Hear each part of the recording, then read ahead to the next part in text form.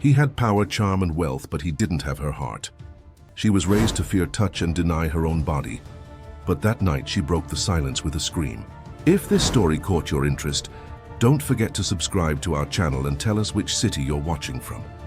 The clock in the First Baptist Church of Pine Ridge struck 7 in the morning when Isabella woke up with the same nightmare that had haunted her for years. Invisible hands touched her while voices whispered sins in her ears. She got out of the narrow bed, her bare feet touching the cold wooden floor of the century-old house where she had been born and raised. At 26, she had never slept anywhere other than this room with peeling walls, where generations of women in her family had lived in silence and resignation.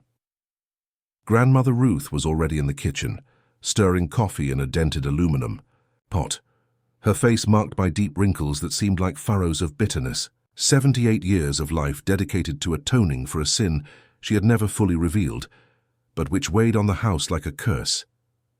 Isabella approached silently, kissed the old woman's forehead, and took her usual cup, the only one with a crack in the handle, as if even the objects in the house carried scars. "There's the charity event in the square today," Ruth murmured, without raising her eyes. "You're going." It wasn't an invitation. Isabella had learned since childhood that her grandmother's words were unquestionable decrees. The charity event happened once a year, bringing together traditional families from the mountain region of Northern California to raise funds for the local orphanage. Isabella always went, always sat in the same corner, always returned home in silence. It was her only venture into the world beyond those walls that seemed to suck the daylight away. After coffee, she went upstairs to her room and opened the dark wood wardrobe. All her clothes were in colors Ruth approved of: gray, brown, black. Nothing that would draw attention, nothing that would attract male gazes. She chose a gray long-sleeved dress that completely hid her figure and tied her brown hair in a tight bun. In the cracked mirror of the dressing table, she saw the reflection of a woman who looked 40, although she was only 26. At 3 in the afternoon, she was walking through the central square when she saw him for the first time. Nathan Matthews stood out among the local men like an exotic bird in a flock of sparrows. Tall, broad-shouldered, he wore a navy blue suit that clearly hadn't come from any store in town. His black hair had gray strands at the temples, and when he smiled to greet the event organizers, there was an educated coolness in his dark eyes that spoke of a man accustomed to keeping his distance. 42 years old, widowed for 3 years, heir to Matthews Vineyards, one of the most traditional in the country, with vineyards that spread across acres in the Napa Valley region. He had come to the event at the mayor's invitation, a political courtesy he had accepted more out of social obligation than genuine interest. In recent years, after the traumatic death of his wife in an accident that the press had speculated might have been suicide, Nathan had become a man who participated in social life, as if following a protocol, present in body, absent in soul. It was during the local pastor's speech that their eyes met.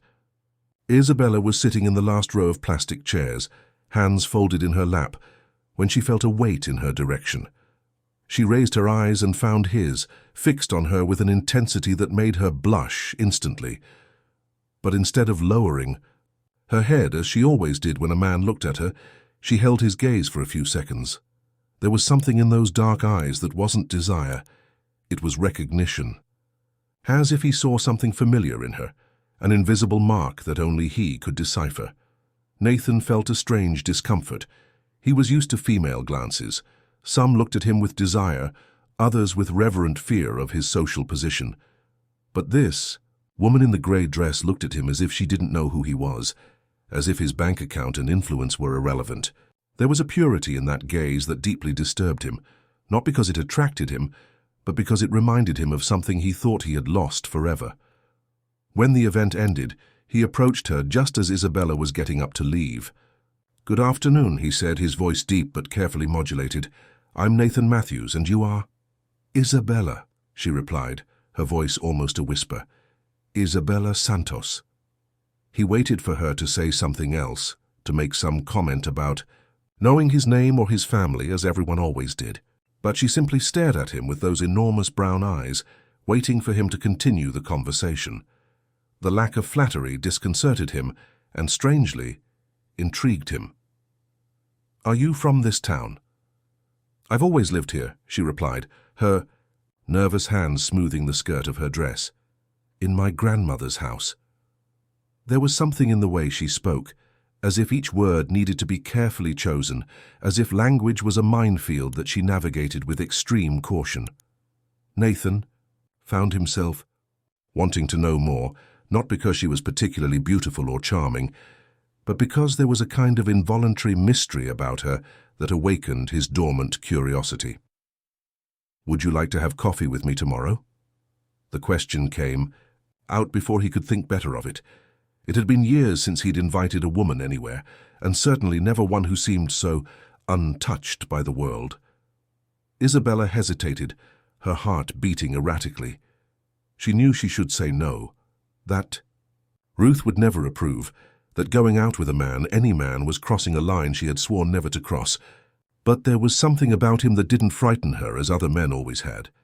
Perhaps it was the sadness she recognized in his eyes, or the respectful way he maintained physical distance as they spoke. "I don't know if I can," she murmured. "It's a question that doesn't require an answer now," he said, instinctively understanding that pressuring her would be a mistake. "I'll be at the Square Cafe tomorrow at 3 o'clock. If you want to come, it would be my pleasure. If not, I'll understand perfectly." He walked away before she could respond, leaving her standing there among the empty chairs, her heart hammering against her ribs and her mind in turmoil. For the first time in 26 years of life, Isabella Santos had a choice to make, a choice that was hers alone. Isabella spent the entire night awake, sitting in the rocking chair by the window, watching the stars and trying to find courage for a decision that seemed impossible. At 5 in the morning, when Ruth came down to prepare coffee, she found her granddaughter still awake, her eyes red from fatigue and anxiety. "You didn't sleep," the old woman stated, without surprise. "A man, right?" The question cut through, the air like a blade. Isabella shrank in the chair, knowing that trying to lie to Ruth was useless. Her grandmother had an almost supernatural ability to read her thoughts, as if the decades of living together had created an invisible connection between them. "He invited me for coffee," Isabella murmured, her voice barely audible. Ruth stopped stirring the pot and turned slowly, her face hardening into an expression that Isabella knew well, the same one that appeared whenever the subject was men, marriage, or anything involving the danger of the outside world. "Rich man, right? I saw you talking yesterday." The old woman's voice carried a deep bitterness. "They're all the same, Isabella, all of them. They want only one thing, and after they get it, they discard you like trash." Isabella knew this story. Ruth had told it hundreds of times, always with small variations, but always with the same tragic ending. Isabella's mother, Caroline, had fallen in love with a rich man from San Francisco when she was only 18. He had courted her for months, promised marriage, taken her to bed, and then disappeared, leaving her pregnant and dishonored. Caroline had died in childbirth at 19, whispering the name of the man who had abandoned her. "I made a promise the day your mother died," Ruth continued, her eyes fixed on Isabella. "I promised that you would be different, that you would be pure, that our family would redeem itself through your chastity." It was the first time Ruth had spoken so directly about the promise. Isabella had always known there was something beyond her grandmother's extreme religiosity, but she had never fully understood the weight she carried on her shoulders. Now, hearing those words, she felt like an offering on an altar she had never chosen. "But I didn't choose this promise, Grandma," she said, surprising herself with her boldness. "I never chose." Ruth approached and held her granddaughter's face between her rough hands, her eyes shining with fanatical intensity. "Some things are bigger than our choices, girl. Some promises are sacred." At 2:30 in the afternoon, Isabella stood in front of the bathroom mirror, waging a silent battle with herself. She had changed clothes 3 times, always returning to the same grey dress she had worn the day before. Anything more colorful or feminine seemed like a betrayal of Ruth's words. When she reached the Square Cafe, Nathan was already there, sitting at a corner table, looking out the window with a thoughtful expression. He wore simpler clothes than the day before, a white shirt and dark jeans, but there was still a natural elegance about him that distinguished him from all the other men in the place. He saw her before she could change her mind and run away.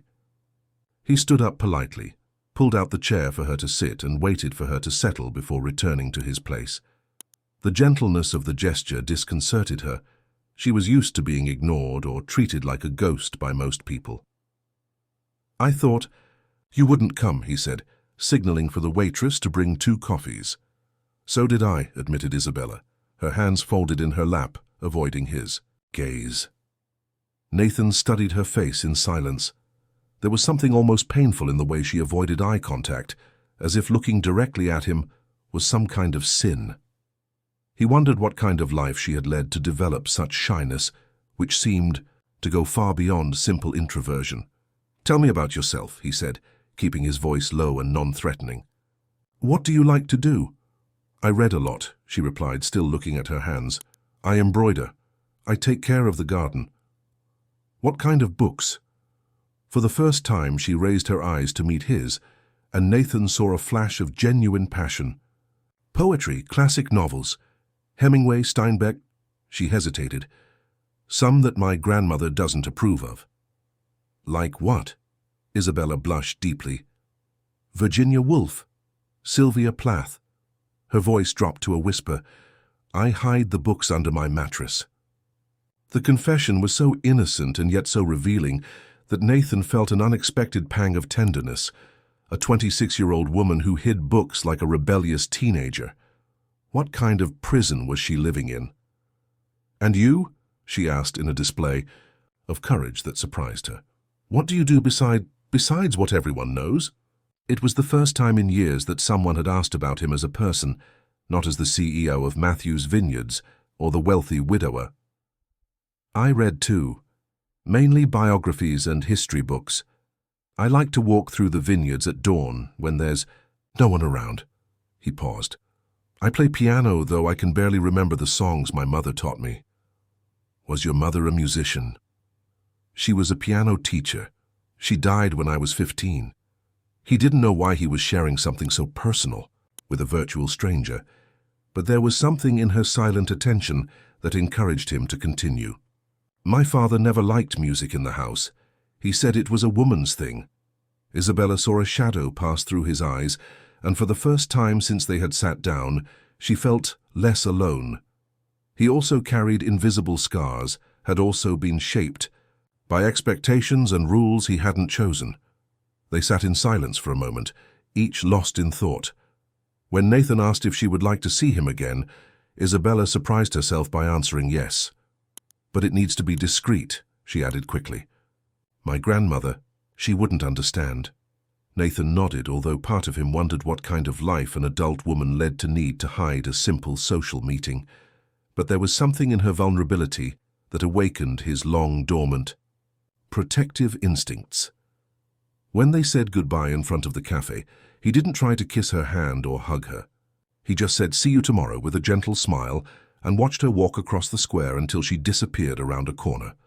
Isabella arrived home with her heart still racing, but for the first time in years, it wasn't fear she felt.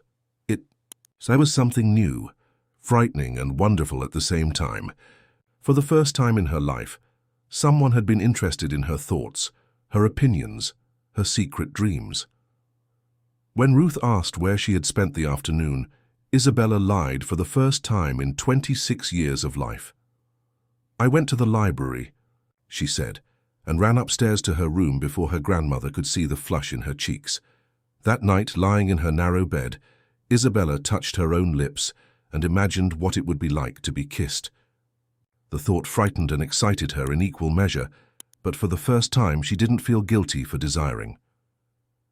For 2 weeks, Isabella and Nathan met secretly every afternoon. She invented elaborate excuses for Ruth, trips to the pharmacy, visits to the library, walks to clear her head. The old woman was beginning to suspect, but Isabella had become surprisingly skilled at lying, an ability she discovered she possessed, and which frightened her as much as it excited her. The meetings were always at the same cafe, always at the same corner table, always with the same respectful caution on Nathan's part. He had never tried to touch her beyond a handshake when they said goodbye, but Isabella had begun to realize that she wanted more. The thought terrified and fascinated her simultaneously. It was on a rainy Thursday that Nathan told her about Claire, his late wife. They were drinking hot chocolate while watching the rain beat against the cafe window when he suddenly said, "You remind me of her. Not physically, but in the way you see the world." Isabella felt a tightness in her chest. She knew he had been married, that his wife had died in tragic circumstances, but they had never talked about it. What was she like? "Intense," Nathan replied, his eyes lost in the rain. "An artist. She painted huge canvases full of color and movement. She was everything I wasn't. Spontaneous, passionate, free." He paused, his voice getting lower. "But also unstable. She suffered from severe depression, had complicated episodes." Isabella waited for him to continue, feeling there was more behind those carefully chosen words. "In the last months of our marriage, she changed. She became paranoid, constantly accused me of infidelity, destroyed her own paintings in an inexplicable fury." Nathan closed his eyes. "The day she died, we had a terrible fight. She accused me of never having truly loved her, of having married her only because it was convenient for my public image." "Was it true?" asked Isabella, surprising herself with her boldness. Nathan looked her in the eyes for the first time since he had begun telling the story. "I don't know. I thought it was love, but maybe it was just fascination. She was everything my controlled life wasn't. Maybe I fell in love with the idea of her, not with who she really was." The brutal honesty of the confession created a heavy silence between them. Isabella timidly extended her hand and touched his fingers on the table.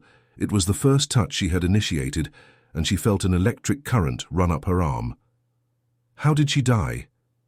she asked, her voice almost a whisper. "Car accident. She was driving at an insane speed during a storm." He turned his hand to intertwine his fingers with hers.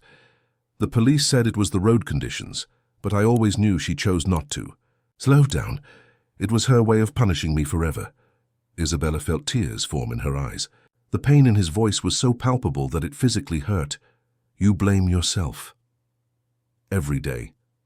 They sat holding hands in silence, two wounded people recognizing each other's scars. When they said goodbye that day, Nathan held her face between his hands for a moment, his thumb gently caressing her cheek. Isabella closed her eyes and leaned into the touch, feeling a desperate need to be touched, loved, desired. But when he leaned in to kiss her, she instinctively pulled away, panic taking over her chest. Nathan immediately backed off, his hands falling to his sides. "I'm sorry," Isabella murmured, her cheeks burning with shame. "I can't." "You don't need to apologize," he said, his voice gentle. "We won't do anything you don't want to." That night, Isabella locked herself in her room and cried until she had no more tears. She wanted to be kissed, wanted to be touched, wanted to give herself completely to this man, who looked at her as if she were something precious. But every time she imagined male hands on her body, she heard Ruth's voice echoing in her mind. "Purity is a woman's only real value. Lose that, and you are nothing." The next day, Ruth intercepted her when she was leaving for another of her walks. The old woman stood at the door, arms crossed, an expression of absolute knowledge on her wrinkled face. "Sit down, girl." It wasn't a request. Isabella sat in the kitchen chair, her heart pounding, knowing her lies had come to an end. 52. "For years I've been an adult," Ruth began, her voice low and dangerous. "You think I don't know when a woman is losing herself over a man?" Isabella opened her mouth to deny it, but Ruth raised her hand in an imperious gesture. "People saw you at the cafe, Mrs. Johnson, Mrs. Smith. Half the town already knows." The old woman came closer. "Nathan Matthews, right? The same one who killed his wife."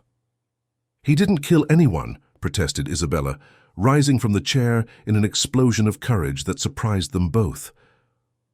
Ruth smiled, but there was no humor in the expression. Already defending him, already lost. She came closer. Do you know what these rich men do with girls like you? They play until they get tired and then discard them. Your mother learned that the hard way. Nathan isn't like him. They're all the same, shouted Ruth, losing her composure for the first time in years. All of them, and if you continue seeing this man, you'll no longer have a place in this house.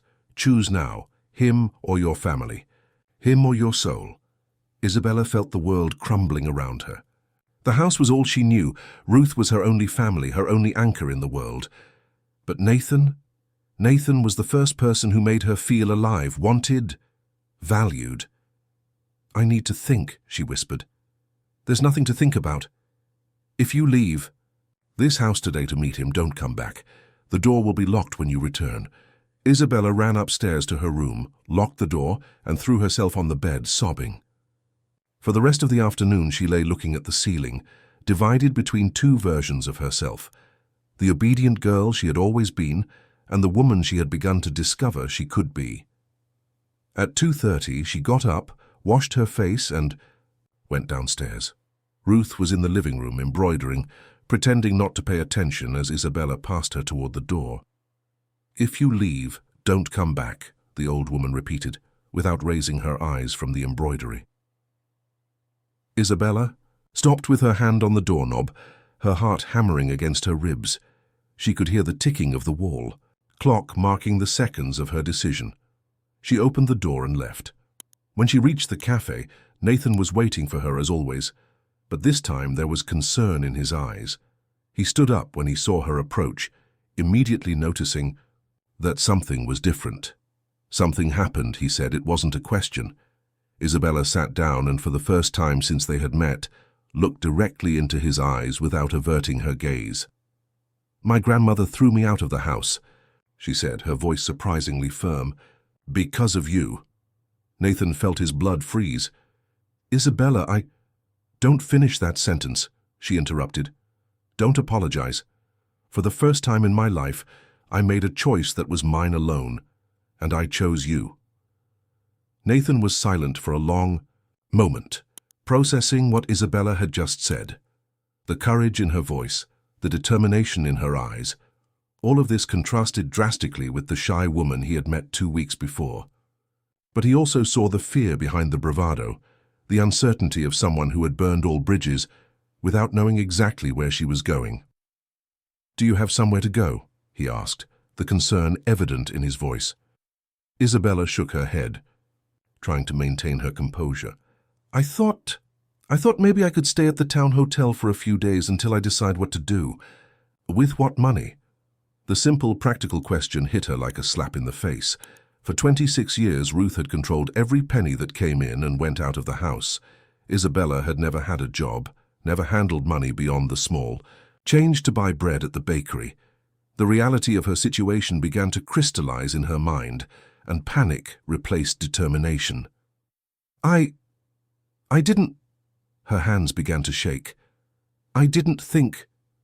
God, what have I done? Nathan stood up and came to sit beside her, instead of remaining across the table. For the first time, he touched her arm protectively. Breathe. We'll figure this out together. Together? Isabella looked at him with wide eyes. You barely know me. Why would you care? It was a question for which Nathan didn't have a completely rational answer. He had known Isabella for only 2 weeks, careful meetings and polite conversations in a public cafe. But there was something about her that awakened in his chest a need to protect that he hadn't felt in years. Maybe it was the vulnerability she tried to hide, or the unexpected strength she had shown in defying her grandmother. Maybe it was simply the fact that, for the first time since Claire's death, he felt genuinely interested in another person's happiness. Because you were brave today, he finally said, because you deserve to have someone on your side. Nathan took her to his inn, a discreet establishment on the outskirts of town where he stayed when he had business in the region. He reserved a separate room for her, and during dinner at the attached restaurant they made practical plans. He would remain in town for another week, long enough for her to get organized. But as they talked about job possibilities and housing, they both knew they were avoiding the real question, what this situation meant for whatever was growing between them. They were no longer just two acquaintances having coffee. Now he was partially responsible for her situation. "I can make some calls," said Nathan, carefully cutting his steak. "I have contacts in San Francisco, some companies that always need people for administrative work. Can you use a computer?" Isabella shook her head, feeling even more inadequate. "Ruth always said computers were the devil's tools. I can read, write, do basic math, that's all." "It's a start," he said, but they both knew it wouldn't be easy. That night, alone in the inn room, Isabella sat on the bed and let the reality of her situation finally sink in. She was completely alone in the world, without professional skills, without life experience, without money. She had traded the security of a known prison for the terrifying uncertainty of freedom. But when she closed her eyes, she remembered the feeling of Nathan's hand on her arm, the way he had looked at her when she said she had chosen him. For the first time in her life, someone saw her as a person capable of making choices, as someone whose decisions mattered. The next morning, Nathan appeared early with breakfast and news. He had called some contacts in San Francisco, but he had also had a different idea during the night. "I want to make you a proposal," he said, sitting in the armchair in the room while she ate. "And I want you to think carefully before answering." Isabella stopped chewing, her heart speeding up. There was something in the seriousness of his voice that alarmed her. We could get married." The words hung in the air for a moment. Isabella choked on the bread, coughing violently until she could breathe again. "Married?" Her voice came out as a squeak. "Nathan, we barely know each other." "I know how it sounds," he said, raising his hands, "but think about it practically. You need stability, a safe place to start over. I could use some company. It would be a mutually beneficial arrangement." "An arrangement?" Isabella got up from the bed, starting to pace back and forth in the small room. "You're talking about marriage as if it were a business contract." "It wouldn't be a traditional marriage," continued Nathan, his voice carefully controlled. "It would be the partnership. You would have a home, financial security, the chance to discover who you are away from your grandmother's restrictions. I would have a wife for social appearances, someone I trust to share my home." "And love?" The question came out before she could control herself. Nathan was silent for a long moment. "Love. Love can grow over time. Or maybe not. But respect and mutual care can be enough to build a good life." Isabella stopped pacing and stared at him. There was something painfully honest in his proposal, a brutal transparency she hadn't expected. He wasn't promising eternal love or overwhelming passion. He was offering security, companionship, a chance to build a new identity. "Why would you do this for me?" she asked. "Because you deserve a chance to discover who you can be when you're not living in fear." He stood up and approached her, but maintained a respectful distance. "And because I've been living like a ghost for 3 years, maybe it's time to try living again." Isabella felt tears form in her eyes. The proposal was at once generous and terrifying. A marriage without love, but with respect. A comfortable life, but with a man who still loved his dead wife. "I need to think," she finally said. "Of course. Take all the time you need." But they both knew she didn't have many options, and they both knew, though neither admitted it, that there was something between them that transcended mere convenience. It was tenuous, fragile, undefined, but it was there. That afternoon, while walking alone through the streets of Pine Ridge, Isabella passed in front of the house where she was born. The curtains were closed, and the house seemed smaller and more somber than she remembered. There were no signs of life, as if Ruth had locked herself in to mourn the symbolic death of her granddaughter. Isabella stood there for several minutes, knowing this was probably the last time she would see that house. Then she turned and walked back to the inn, where Nathan awaited an answer she still didn't know she had already made. 3 days later, Isabella said yes. It wasn't a romantic decision made in a moment of passion, but a carefully calculated choice by a woman who was beginning to understand that survival sometimes requires pragmatic courage. They were married in a simple civil ceremony at the Pine Ridge courthouse with 2 witnesses, that Nathan brought from San Francisco, his lawyer and his personal assistant. Isabella wore a navy blue dress they had bought at a town store on the morning of the wedding. It was the first time in her life she had chosen a piece of clothing without Ruth's approval, and the color gave her a strange, inexplicable joy. Nathan wore a dark grey suit, impeccable as always, but there was tension in his shoulders that he tried to hide. The ceremony lasted 15 minutes. When the judge declared them husband and wife, Nathan politely kissed Isabella's forehead, a gesture more paternal than romantic. She felt a pang of disappointment that surprised her. She hadn't expected passion, but a secret part of her heart had wished for something more intimate. As they left the courthouse, they saw Ruth standing, across the street, a mourning figure watching her granddaughter become a stranger. The eyes of the two women met for a moment, and Isabella saw something she had never expected to see on her grandmother's face. Genuine sadness, not just anger. But when she took a step toward the old woman, Ruth turned her back and walked away, disappearing among the houses like a ghost from the past. The journey to Nathan's property in Napa Valley lasted 2 hours of awkward silence. Isabella looked out the window of the luxury car, watching the mountainous landscape transform into organized vineyards and increasingly larger and more elegant houses. When they finally reached the gate of the Matthews property, she had to make a conscious effort not to let her mouth fall open in surprise. The main house was a mansion in the colonial style, surrounded by meticulously maintained gardens and vineyards that extended as far as the eye could see. There were other smaller buildings scattered around the property. The caretaker's house, warehouses, administrative offices. It was a completely different world from anything Isabella knew, and she felt like an imposter wearing borrowed clothes. Martha, the housekeeper who had managed the house for more than 20 years, received them at the main entrance. She was a woman of about 60, grey hair pulled back in a bun, gentle but reserved expression. There was evident curiosity in her eyes as she observed the new lady of the house, a simple woman, obviously nervous, who clearly didn't belong to this world of wealth and sophistication. "Martha will take care of anything you need," said Nathan, the formality in his voice making it clear that he too was uncomfortable with the situation. "She knows the house better than anyone." "I prepared the blue room for you, Ma'am," said Martha, addressing Isabella. "It's on the second floor overlooking the gardens.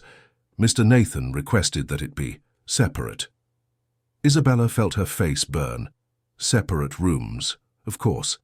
It was a marriage of convenience, not a romantic honeymoon. But the reality of the practical implications of the situation hit her with renewed force. The blue room was bigger than the entire house where she had grown up. There was a 4-poster bed with a dark wood canopy, a dressing table with a gold-framed mirror, a reading armchair by the window, and even a small bookshelf with books. Martha had put the few clothes Isabella had brought in a wardrobe that could house 10 women's trousseaux. "Dinner will be served at 8, Martha informed her. "Mr. Nathan usually dresses formally for meals." When she was alone, Isabella sat on the bed and tried to process the unreality of her new life. 12 hours before, she had been a woman without money or prospects sleeping in an inn-room.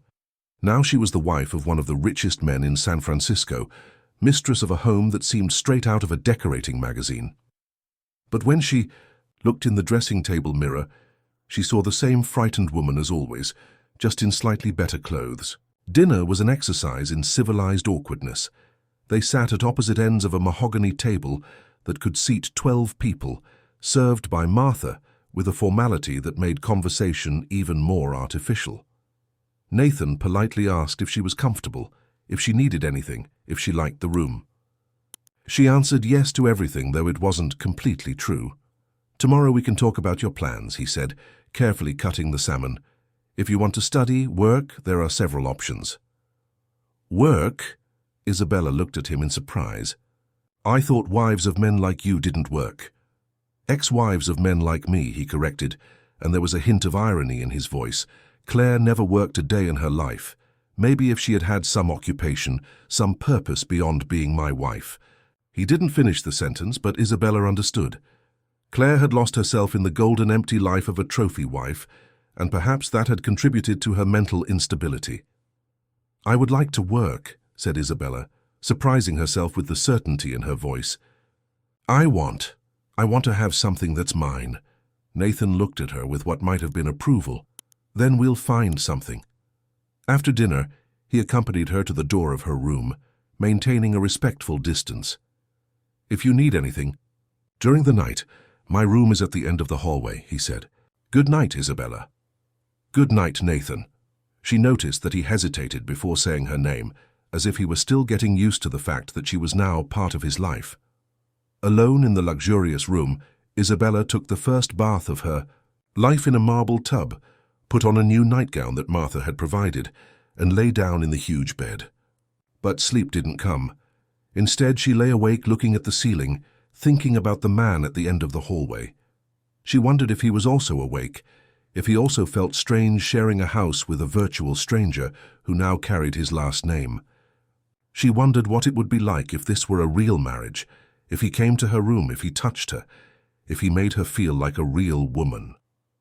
The thought frightened and excited her simultaneously. For the first time in her life, she was alone in a room with a man in the same house, without Ruth's controlling presence. The freedom was terrifying and intoxicating. Around 2 in the morning, she heard footsteps in the hallway. Nathan walking restlessly, probably unable to sleep too. The footsteps stopped in front of her door for a long moment, and Isabella held her breath, her heart racing. Was it possible that he was thinking of coming in, that he wanted to talk, that he felt the same strange loneliness she felt? But the footsteps continued, and she heard his bedroom door close softly. Isabella turned in bed, buried her face in the silk pillow, and wondered what kind of marriage she had gotten herself into, and if she would ever be able to turn it into something real. In the first days at the property, Isabella and Nathan circled around each other like 2 polite strangers sharing a hotel. He left early to take care of business, returned for the formal lunch served by Martha. Anne spent the afternoons in the office on the ground floor of the house. She explored the gardens, read in the private library she had discovered on the 2nd floor, and tried to get used to the luxury that now surrounded her. It was on a Thursday afternoon that everything changed. Isabella was in the back garden, observing a species of orchid that grew wild among the rose bushes, when Martha approached with a worried expression. Mrs. Isabella, Mr. Nathan is asking not to be disturbed. In the office, but there's an urgent call from San Francisco. Something about problems at the company. Martha hesitated. He sometimes gets very stressed in these situations. Since Mrs. Clare... The housekeeper didn't finish the sentence, but Isabella understood. There was something in Nathan's past related to work and his wife's death that deeply affected him. Where is the office? Asked Isabella. Martha led her to an oak door on the ground floor. From the other side they could hear Nathan's voice, tense and irritated, arguing on the phone. Isabella knocked softly on the door. I don't want to be disturbed, he shouted from the other side. It's me, said Isabella, surprising herself with the firmness in her voice. Can I come in? There was a pause, then the sound of heavy footsteps. Nathan opened the door, and Isabella was shocked by his appearance. His hair was disheveled, his tie loose, and there was an expression of controlled desperation in his eyes that she had never seen before. Sorry, he said, running his hand through his hair. There's a problem at the company. One of my partners is trying to remove me from the presidency, claiming mental instability since Claire's death. Isabella entered the office without being invited. It was a masculine environment, with shelves full of technical books, a huge desk covered with papers, and photographs of the family properties on the walls. She noticed there was no photo of Claire there. What exactly is happening? She asked, sitting in one of the leather armchairs in front of the desk. Nathan looked at her in surprise. During the weeks they had known each other, she had always shown herself to be shy, almost submissive. But now there was determination in her posture, as if the simple change of environment had awakened a different version of herself. Robert Mendez, my minority partner, is using our marriage as evidence that I'm going through some kind of crisis, explained Nathan, starting to pace back and forth. He claims that no man in his right mind would marry so quickly after being widowed, especially with someone outside our social circle. With a poor woman, said Isabella bluntly. Is that what he's saying? Nathan stopped pacing and looked at her. Yes, Basically that.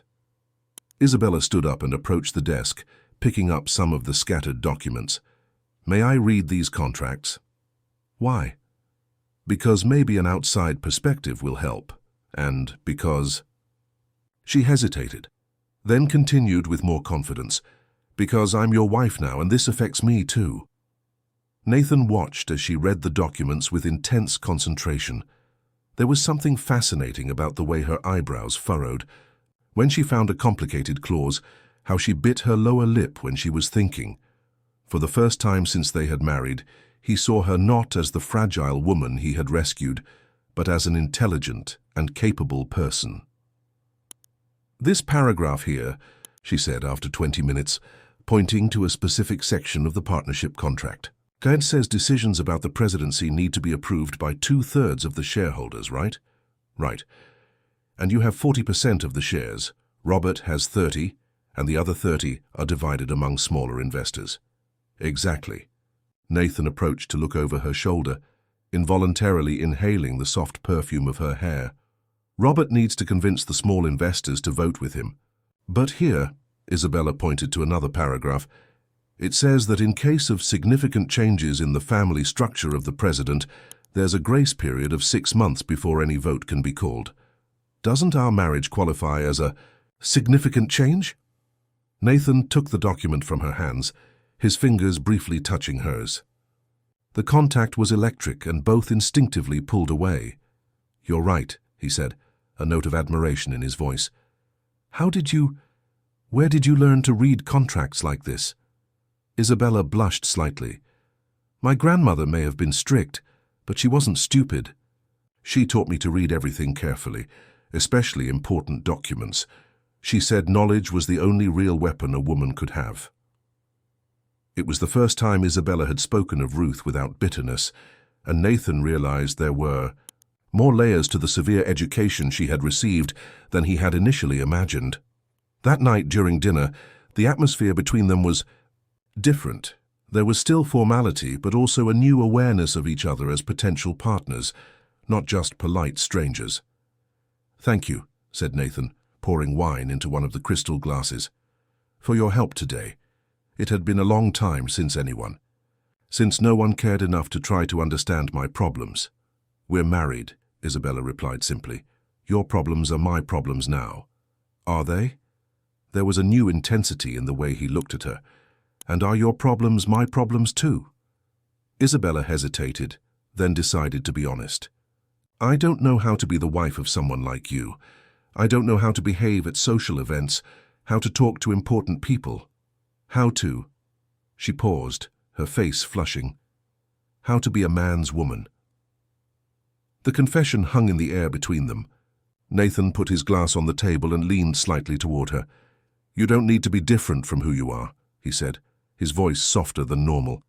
You are intelligent, brave, kind. That is more than enough. For business, maybe. But for... Isabella couldn't finish the sentence, but they both knew what she was talking about. For what? He insisted, and there was something dangerous in the way he was looking at her now. To be a real wife. The words came out before she could control herself, and the silence that followed was charged with tension. Nathan slowly stood up and walked to her, stopping beside her chair. Isabella, he said, his voice husky, are you sure you want to explore this territory? She raised her eyes to meet his, and for the first time since they had met, there was no shyness in her gaze, only a raw and honest need that surprised her with its intensity. I'm afraid, she admitted, but yes, I want to. Nathan extended his hand to her, and when Isabella took it, she felt as if she were crossing a portal into a completely unknown and absolutely terrifying territory. Then let's go slowly, he said, helping her to stand up. Very slowly. As they approached, Isabella felt his masculine scent, the solidity of his body, the warmth emanating from his skin. For the first time in her life, she wanted to be touched by a man, not just tolerated, but genuinely desired. Nathan bent down and kissed her forehead softly, then her eyes, then finally her lips. It was a chaste kiss, almost reverent, but Isabella felt as if her entire body had awakened from a 26-year sleep. When they separated, Both were trembling slightly. After the kiss, everything changed between them, but in a subtle, almost imperceptible way.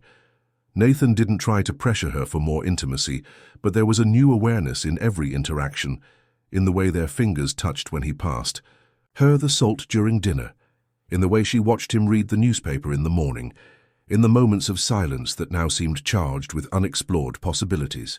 Isabella began to have disturbing dreams. She would wake up in the middle of the night with her heart racing, her body hot, and a strange sensation between her legs that she didn't know how to interpret. They were dreams where Nathan touched her in ways that her virgin mind could barely imagine, where she gave herself completely to sensations that Ruth's education had painted as sinful. On a Saturday morning, a week after the kiss, Isabella went down for breakfast and found Nathan in the garden, shirtless, pruning the rose bushes. The morning sun illuminated his tanned skin, highlighting the muscles of his torso and the gray strands in his chest hair. She stopped at the kitchen door, watching him without being seen, feeling a wave of desire so intense that she needed to lean on the door jamb. "Good morning," said Martha, appearing behind her with a coffee tray. "Mr. Nathan woke up early today. He said he wanted to personally take care of the roses that are dying." "Dying?" asked Isabella, forcing herself to look away. "They're the late Mrs. Clare's favorites, special orchids that she planted shortly before. Well, before the accident. Mr. Nathan tries to save them every year, but they never bloom again." Isabella felt a pang of irrational jealousy. Even dead, Claire still occupied a significant space in Nathan's life, still received his attention and care. How could she compete with an idealized memory? She went out to the garden, approaching Nathan with a cup of coffee in her hands.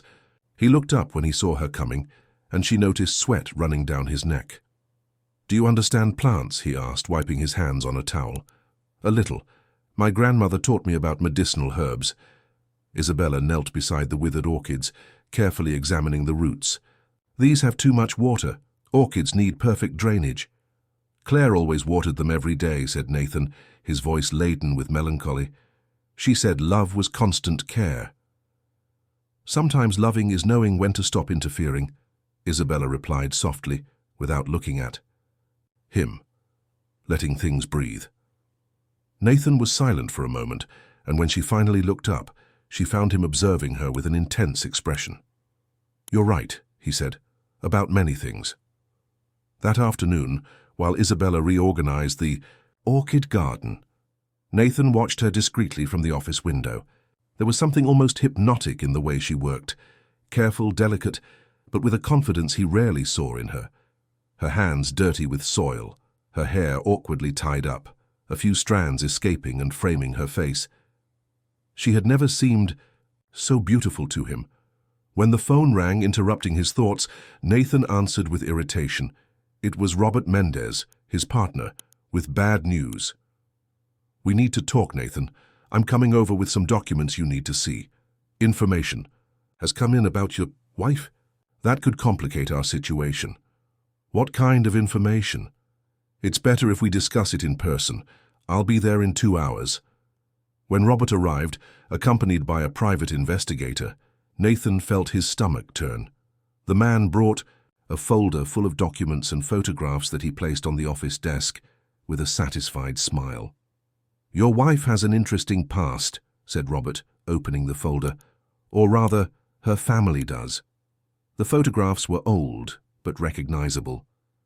They showed a young woman who looked a lot like Isabella, but with provocative clothes and a seductive smile. Robert also had copies of old newspaper articles, police records, even photos of a trial. "Caroline Santos, your wife's mother," explained Robert. "She wasn't exactly the simple, pure woman her daughter makes her out to be. She was a prostitute. Nathan. She worked in brothels in San Francisco before returning pregnant to the countryside." Nathan felt his blood freeze. "This has nothing to do with Isabella." "Yes, it does, because there's evidence that her father might have been one of her competitors, Marcus Vance of Vance Vineyards. Imagine the scandal when this leaks to the press. The CEO of Matthews married to the bastard daughter of his biggest rival." "You're speculating." "I'm being strategic," Robert corrected. Because now you have a choice. Voluntarily annul this ridiculous marriage, or I'll use this information to prove that you're mentally unstable and shouldn't be running a century-old family business. Nathan flipped through the documents with growing horror. There was even a death certificate showing that Caroline Santos had died single, with no father listed for the child. The investigation had been meticulous and probably accurate. I need to think, he finally said. You have until Monday. After that, these documents go to the other shareholders and to the press. After Robert left, Nathan remained alone in the office, looking at the photographs of Isabella's mother. The resemblance was undeniable, but there was something in the images that bothered him. The woman in the photos didn't look like an experienced prostitute. She looked like a frightened girl dressed up as something she wasn't. When Isabella entered the office an hour later, still with soil under her nails and a satisfied smile on her face, Nathan quickly hid the documents. The orchids are responding well, she said, sitting in the armchair in front of the desk. In a few weeks, you might see flowers again. Isabella, he began, his voice tense, I need to ask you about your mother. Her smile instantly disappeared. Why? Because it could affect our marriage, my company. He hesitated, seeing fear grow in her eyes. What exactly did your grandmother tell you about how your mother died? Isabella shrank in the chair, her arms crossing defensively over her chest. She said she fell in love with a rich man from San Francisco when she was only 18, that he courted her for months, promised marriage, took her to bed, and then disappeared, leaving her pregnant and dishonored, that she died of grief in childbirth. Anything else about how she lived before that? Why are you asking this? Isabella's voice was getting high-pitched, panic beginning to take over. What did you find out? Nathan stood up and came to kneel beside her, armchair taking her soil-stained hands between his. Someone investigated your family. There are photographs, documents, things that can be used against us. What kind of things? He closed his eyes, hating having to do this. Your mother may have worked as a prostitute in San Francisco. Isabella remained completely still for a moment. Then, to Nathan's surprise, she began to laugh, a bitter, painful sound that had nothing joyful about it. Of course, she said, tears beginning to stream down. Of course there was more. Ruth never told the whole story, always left pieces out. She looked directly into his eyes. Does this change anything for you? No, Nathan replied immediately. You are not your mother. But your company, your reputation? Fuck my reputation, he said, surprising them both with the language. Isabella, do you believe I care more about what other people think than about you? She studied his face for a long moment, looking for signs of lies or hesitation, but there was only brutal honesty in his dark eyes. What are we going to do? She asked. We're going to fight, said Nathan, standing up and pulling her into his arms. Together. When he kissed her this time, it wasn't gentle or reverent. It was possessive, desperate, a declaration of war against anyone who tried to separate them. That night, for the first time since the wedding, Isabella couldn't even pretend to try to sleep. She sat on the bed, hugging her knees, reliving every word of the conversation in the office. The revelation about her mother had shattered the last illusions she had about her past, but Nathan's reaction had deeply surprised her. He had chosen her, not convenience, not social appearance, but her. Around 2 a.m, she heard footsteps in the hallway. This time, when they stopped in front of her door, she didn't hesitate. Come in, she said, before he even knocked. Nathan slowly opened the door. He was wearing only pajama pants, his bare torso revealing the tension in his shoulders. There was something wild in his eyes that she had never seen before. I couldn't sleep, he said, closing the door behind him. I keep thinking about Robert. The photographs, how they're going to try to destroy us. And I keep thinking about you, confessed Isabella, the words coming out before she could control herself. About how you defended me today. About how no one has ever done that for me before. Nathan approached the bed, but kept his distance. Isabella, I need you to understand something. If we stay together, really together, it won't be easy. They will use everything against us. Your background, my past, our age difference. I don't care, she interrupted, surprising them both with the firmness in her voice. For the first time in my life, I don't care what others think. He sat on the edge of the bed, still maintaining a respectful distance. Are you sure? Because once we cross this line, there's no going back. In response, Isabella extended her hand and touched his face, letting her fingers trace the line of his jaw. I spent 26 years living the life others chose for me. Now I want to live my own life, with you. The control Nathan had maintained in the last few weeks finally broke. He pulled her into his arms, kissing her with an intensity that left her breathless. This time, when his hands found her waist, she didn't pull away. Instead, she arched against him, feeling for the first time in her life what it was like to be desired. Are you sure? He asked against her lips, his hands trembling slightly as they caressed her arms. I'm afraid, she admitted, but I'm sure. What happened in the following hours was a revelation for Isabella. Nathan treated her as if she were made of porcelain, each touch careful and reverent, each kiss a silent question that she answered with growing confidence. For the first time, her body wasn't something to be hidden or denied, but celebrated and adored. When she finally gave herself completely to him, it was with tears of joy and relief streaming down her face. There was no pain, only a sensation of completeness she had never imagined possible.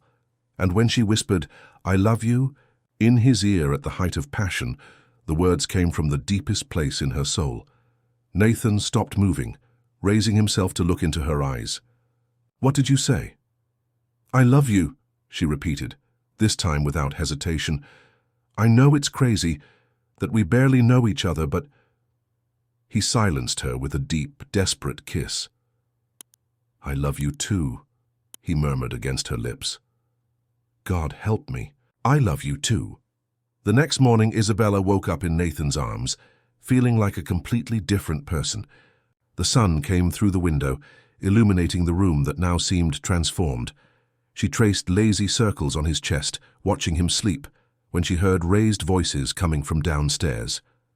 Nathan woke up with the noise, immediately alert. "What's happening?" They dressed quickly and went downstairs, finding Martha in the kitchen with a distressed expression.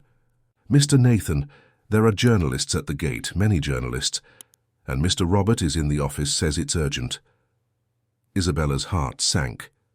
They published the photographs. In the office, Robert was waiting for them with a pile of newspapers spread on the desk. The headlines were sensationalist and cruel. "Millionaire heir marries prostitute's daughter. The scandal that shakes the century-old vineyard.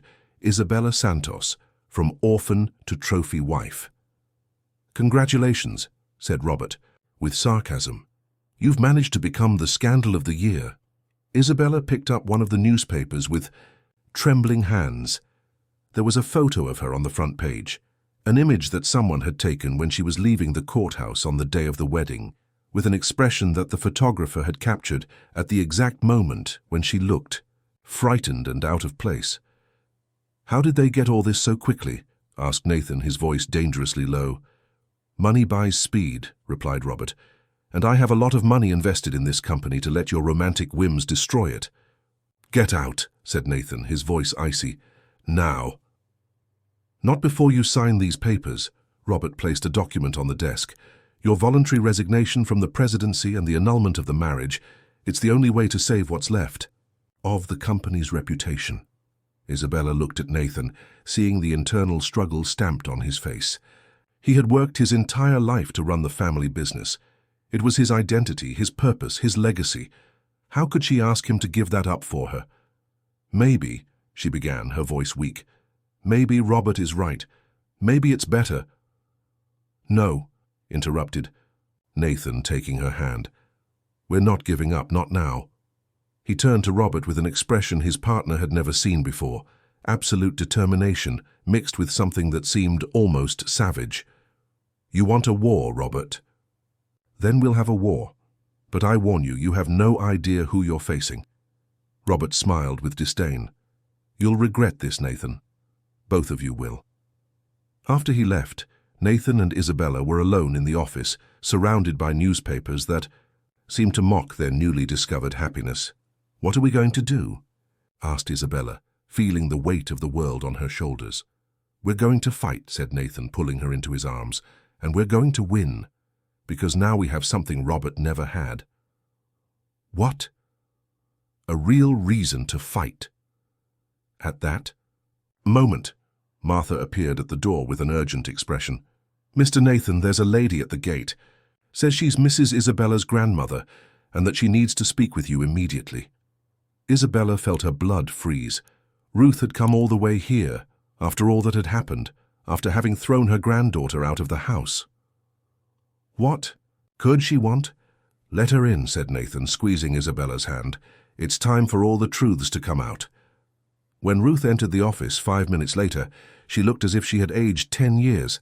She was dressed in rigorous black, her face marked by lines of suffering, but there was an iron determination in her eyes that Isabella knew well. "I've come to tell the truth," announced the old woman without preamble. "About Caroline, about Isabella's father, about why I promised she would be pure." Ruth looked directly at Nathan. "And about why you should be very interested in what I have to say." Ruth sat in the armchair in front of Nathan's desk, her arthritic hands folded in her lap, and for a moment she looked much older and more fragile than Isabella remembered. But when she began to speak, her voice was firm and determined. "Caroline was never a prostitute," she said, the words cutting through the air like a blade. "She was a dancer, a ballet dancer." Isabella felt the world spin around her. "What?" "She was 17 when she won a scholarship to study in San Francisco. She was talented, very talented." Ruth's voice trembled slightly. "I let her go against all my instincts because she begged, because it was her dream." Nathan and Isabella exchanged confused looks. Robert had shown photographs, documents. How did all this fit together? Ruth continued, her eyes fixed on her hands. "In San Francisco, she performed in a small but respectable theater. That's where she met him." "Who?" asked Nathan, although a terrible suspicion was beginning to form in his mind. "Edward Matthews," said Ruth, raising her eyes to meet Nathan's shocked gaze. "Your father." The silence that followed was deafening. Isabella felt as if the floor had disappeared beneath her feet. Nathan remained completely still, his face as pale as paper. "That's impossible," he finally murmured. "My father never—" "Your father was having a crisis in his marriage to your mother," Ruth interrupted implacably. "She had just lost a baby, was in deep depression, and he found comfort with my granddaughter." Isabella stood up abruptly, starting to pace back and forth. "You're saying that that we are half-siblings," confirmed Ruth, "on the paternal side." "No," said Nathan, standing up too. "No, this can't be true. Robert investigated. He would have discovered—" "Robert discovered what I wanted him to discover," said Ruth with a bitter smile. "When Caroline came home pregnant, desperate and abandoned, we created a story. We said she had gotten involved in prostitution to explain the pregnancy and Edward's refusal to recognize the child. It was easier to let the town people think the worst of her than to admit she had been the mistress of a married and powerful man." Nathan approached the window, running his hands through his hair. "Why did my father never tell me?" "Because your mother never knew," explained Ruth. "Edward promised Caroline he would take care of the child financially, but from a distance. He deposited money in an account we created, enough for Isabella to be raised comfortably. But when Caroline died in childbirth, he stopped the payments, said his obligation had died with her. Isabella stopped pacing and faced her grandmother. So for my entire life, you knew I had a living father, that I had a family, and you chose to hide this from me." "To protect you," exploded Ruth, rising from the chair. "Edward Matthews made it very clear he wanted nothing to do with you, that you were a complication he preferred to forget. Do you think I was going to let my granddaughter grow up knowing her own father rejected her?" "And the chastity promise?" asked Isabella, her voice laden with anger. "The nun's life you imposed on me." Ruth lowered her eyes. I was afraid you would follow the same path as your mother, That you would fall in love with a Matthews man and be destroyed like she was. The irony of the situation hit everyone, in the room like a punch. Isabella had in fact fallen in love with a Matthews, without knowing he was her half-brother. "We have to annul the marriage," said Isabella, her voice breaking. "Immediately." "No," said Nathan, turning from the window with a determined expression. "We're not going to do anything hasty." "Nathan, we're siblings." "Half-siblings," he corrected. "And we only discovered this now. This doesn't change what I feel for you." "It changes everything," shouted Isabella. "Everything. How can you say it changes nothing?" "Because," said Nathan, approaching her, "because what I feel for you isn't fraternal love. It's a man's love for a woman. It's desire, passion, need. That doesn't disappear just because we discovered we share a father who abandoned us." Ruth watched the discussion with growing horror. "You can't stay married knowing this. It's a sin." "Sin?" Nathan turned to her with flaming eyes. "You want to talk about sin? The sin was my father abandoning a pregnant woman. The sin was you lying to Isabella for 26 years. The sin was Robert using false information to blackmail us." That moment, as if summoned by the name, Robert appeared at the office door. He had heard raised voices from the hallway and decided to investigate. "What a touching family reunion," he said with sarcasm, "but I'm afraid you've come too late. The papers for annulment are already being prepared." "Robert," said Nathan, his voice dangerously calm, "I want you to listen very carefully to what I'm going to say. This marriage will not be annulled. This company will not be taken from me.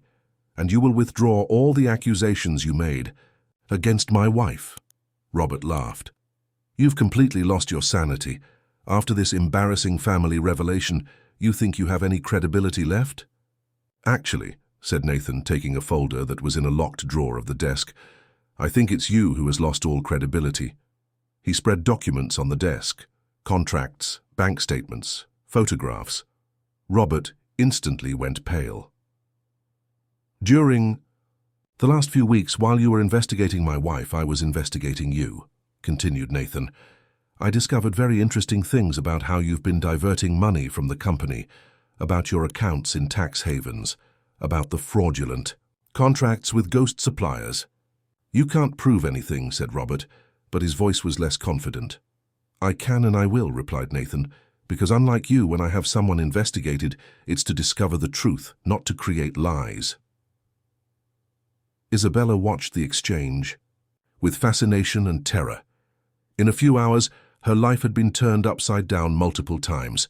Now Nathan was methodically destroying the man who had tried to destroy them. "So here's my proposal," said Nathan, placing a final document on the desk. "You're going to sign your resignation from the company. You're going to return all the money you stole. And you're going to disappear from our lives. In exchange, I won't turn this evidence over to the FBI." Robert looked at the documents with pure hatred. "And if I refuse, then tomorrow morning you'll be arrested for embezzlement, misappropriation of funds, and tax fraud. Your choice." Robert took the pen with trembling hands and signed the resignation. When he finished, he looked at Nathan with venom in his eyes. "This doesn't end here," he said. "You two will regret this." "We already regret," said Isabella, speaking for the first time since the revelations. "We regret having trusted you." After Robert left, the office fell silent. Ruth remained seated, seeming to have shrunk during the confrontation. Nathan and Isabella looked at each other like strangers again. "And now?" Isabella finally asked. "Now," said Nathan, "we need to decide if what we have is strong enough to overcome all this." Isabella closed her eyes, feeling the weight of all the revelations. When she opened them again, there was a calm resolution in her gaze. "I need time," she said. "I need to process all of this, understand what it means."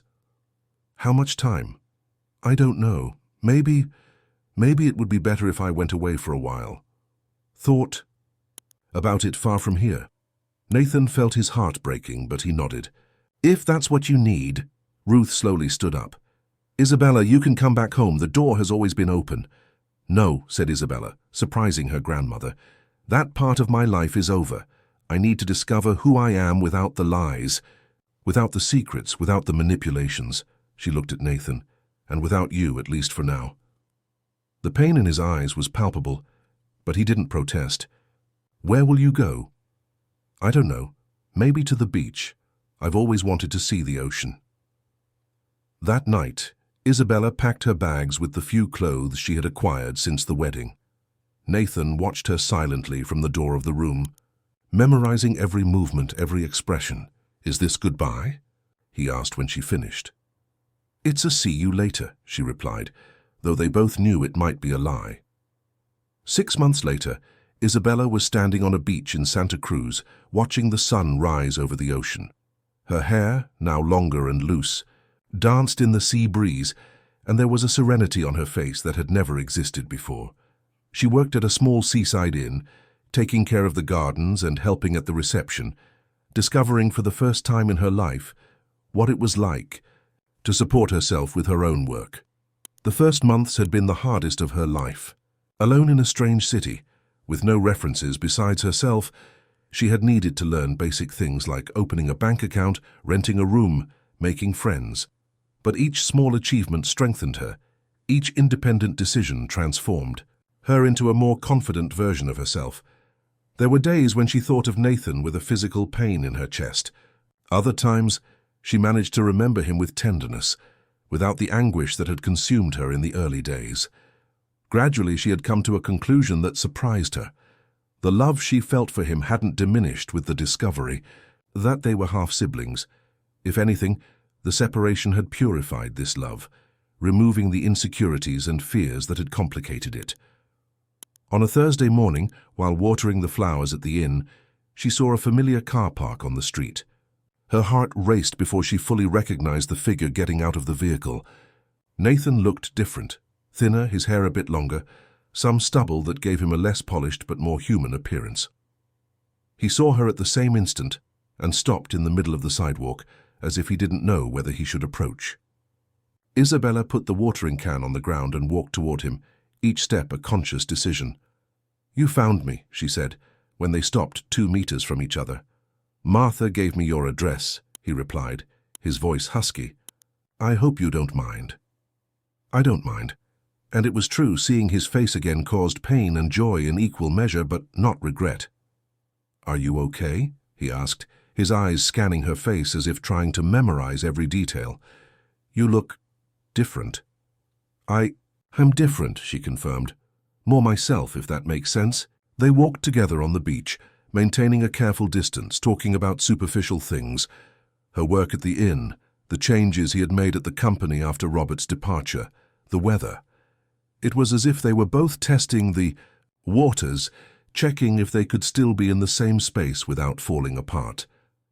Why did you come? Isabella finally asked, when they sat on a rock near the waves. Because I couldn't stop thinking about you, he said, without beating around. The bush.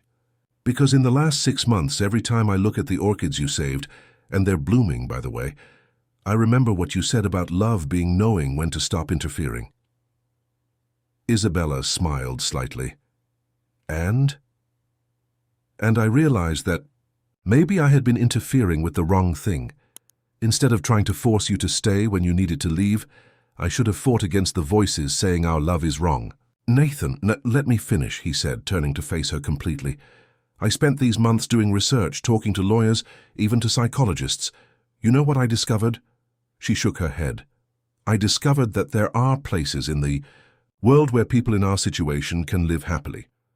I discovered that we share a father who was never a father to either of us, that we were raised separately, that we met and fell in love without knowing about. Our biological connection. He took her hand. I discovered that love doesn't choose who it visits, and that maybe our story is complicated precisely because we needed to learn to fight for it. Isabella felt tears forming in her eyes. And what else did you discover? That I can't live without you, that these 6 months were the emptiest of my life, that I'd rather face the judgment of the entire world than spend one more day pretending I can forget what I feel. She remained silent for a long moment, watching the waves break on the sand. When she finally spoke, her voice was firm and clear. I discovered some things too. she said. "I discovered that I'm stronger than I thought. I discovered that I can make my own decisions and live with the consequences. And I discovered that true love doesn't disappear just because society says it should." Nathan held his breath. "But I also discovered," she continued, "that I no longer want to live hiding who I am or what I feel. If we stay together, it will be openly, without lies, without shame, without apologizing to anyone." "And do we stay?" he asked, hope evident in his voice. Isabella stood up and extended her hand to him. "We do, but with conditions." "Which ones?" "First, we move to a place where we can start over without the weight of the past. Second, I continue working, building my own life. Third, if one day we want to have children, we adopt. Fourth, we never lie to each other again, no matter how painful the truth may be." Nathan stood up and pulled her into his arms. "I accept all conditions." "And fifth," she said, smiling for the first time since he had arrived, "you kiss me right now because I'm dying of missing you." The kiss was different from all the others they had shared. There was no more shyness on her part, no hesitation on his part. It was the kiss of two people who had faced the worst life could offer and chosen to stay together despite everything. When they separated, Nathan rested his forehead on hers. "Where do we go?" "Oregon," said Isabella, surprising him. "I read about a place called Willamette Valley, where they've been making wine for generations. I thought maybe we could start our own vineyard there." "Our vineyard?" "Ours," she confirmed. "Partners in everything this time." 3 months later, they were on a small property along the Willamette River, planting vines that would take years to bear fruit. Isabella wore a simple cotton dress, her hair tied in a ponytail, her hands dirty with soil. Nathan worked beside her, also in simple clothes, with a genuine satisfaction on his face that he had never had in his executive days. "Any regrets?" he asked, wiping the sweat from his forehead. "About what?" she replied, without stopping her. "Work. About choosing a simple life with me instead of exploring the world on your own." Isabella stopped planting and looked around, at the hills covered with vineyards, at the river winding in the distance, at the man she had chosen to love despite all the complications. Then she looked down at her dirty hands, at the simple gold wedding band she now wore. They had married again in a discreet civil ceremony in Portland. At the small seed she had just planted. "This isn't a simple life," she finally said. "It's a complex life that we've chosen to make our own. And no, I don't regret anything." That night, lying in Nathan's arms in the small house they had bought, Isabella thought about Ruth, who had died 2 months before without ever having answered the letters her granddaughter had sent her. She thought about Caroline, the mother she had never known but whose spirit she felt present in every brave decision she made.